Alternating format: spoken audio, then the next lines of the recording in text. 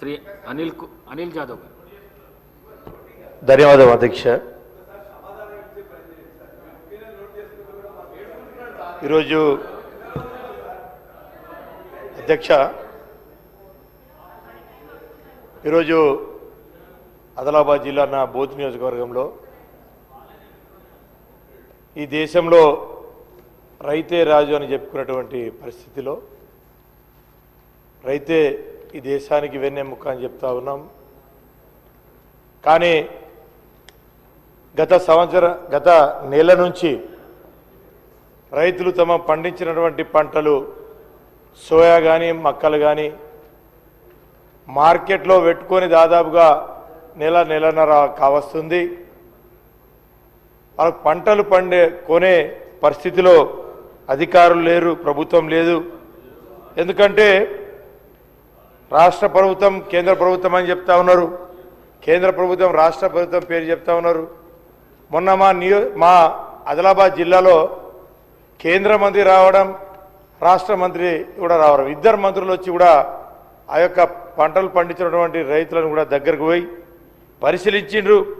కానీ ఇప్పటికీ ఆ పంటలు కూడా కొంటలేరు. మార్కెట్లో దాదాపుగా 10,000 కుంటలు ఇప్పటికీ రైతులు పడిగాపులు కాస్తా ఉన్నారు. అధ్యక్ష, చలిలో మంటలు పెట్టుకొని గత నెల నుంచి రైతులు మార్కెట్లో రాత్రిపూట చాలా ఇబ్బందికి గురవుతూ ఉన్నారు.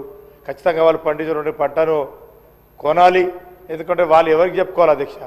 రోజు మేము వారు ఎన్నుకున్నటువంటి ఎమ్మెల్యేగా మేము ఉన్నాం, మా ఇంటికి వస్తూ ఉన్నారు, మేము కలెక్టర్లకు మాట్లాడుతున్నాం, మంత్రులకు చెప్తా ఉన్నాం. కానీ పంటలు మాత్రం ఎవరు కొంటలేరు అధ్యక్ష. దాన్ని ఏదో ఒకటి చూపి పంటలు కొనాలి, వాళ్ళకి రైతులకు న్యాయం చేయాలి అధ్యక్ష. వాళ్ళు మనకు తిండి పెడతా ఉన్నారు, రైతులు ఏందే రాజ్యం లేదు. రైతులు పండించినటువంటి పంటలు మనం తిని వాళ్ళ పంటనే మనం ఈరోజు కొనలేని పరిస్థితులు ఉన్నామంటే ఎంత దౌర్భాగ్య పరిస్థితి ఉందో ఒకసారి అర్థం చేసుకోవాలి. గతంలో 2 సంవత్సరాల నుంచి కూడా ఈ ప్రభుత్వం వచ్చిన తర్వాత నష్టపోయినటువంటి పంటను సర్వే చేసి అందరూ చేసిరు. గత ప్రభుత్వంలో ఎకరానికి 12,000 రూపాయలు నష్టపరిహారం ఇస్తుండే.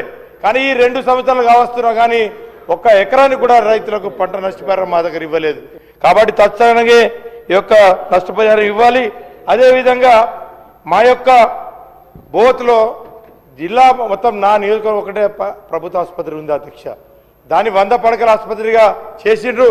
దానికి 5 డాక్టర్లు ఉన్నారు అధ్యక్ష. మొన్న కూడా నేను గౌరవ మంత్రి జుప్పల్లి కృష్ణారావు కూడా చెప్పాను.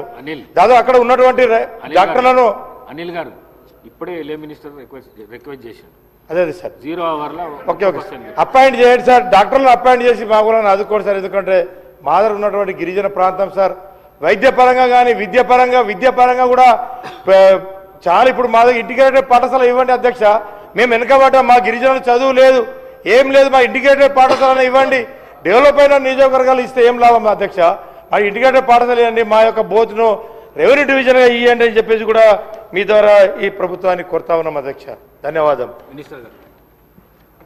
అధ్యక్ష, సభ్యులు ప్రస్తావించిన సోయాబీన్ అంశానికి సంబంధించి స్వయంగా నేను ఆదిలాబాద్ జిల్లాకి వెళ్ళి మార్కెట్ పరిశీలించి కలర్ దాని గురించి మాట్లాడడం జరిగింది అధ్యక్ష. యాక్చువల్గా ఇవన్నీ కూడా కేంద్ర ప్రభుత్వ సంస్థల ద్వారా కొనుగోలు చేసే కార్యక్రమం చేస్తున్నారు. దీన్ని కేంద్ర ప్రభుత్వం దృష్టికి తేవడం జరిగింది. సంబంధ వ్యవసాయ శాఖ మంత్రులు తుమ్మల నాగేశ్వరరావు లెటర్ రాయడం జరిగింది. మొన్న కూడా నేను సంబంధ కేంద్ర మంత్రి దృష్టికి నేను స్వయంగా ఆ శాంపిల్స్ చూపించి రైతులు ఇబ్బంది పడుతూ ఉన్నారు, కేంద్ర ప్రభుత్వం కొనే అంశం కాబట్టి కేంద్ర ప్రభుత్వం దృష్టికి తీసుకురావడం జరిగింది. రాష్ట్ర స్థాయిలో దానిపైన చర్చిస్తూ ఉన్న మిగతా అంశాలకు సంబంధించి అన్ని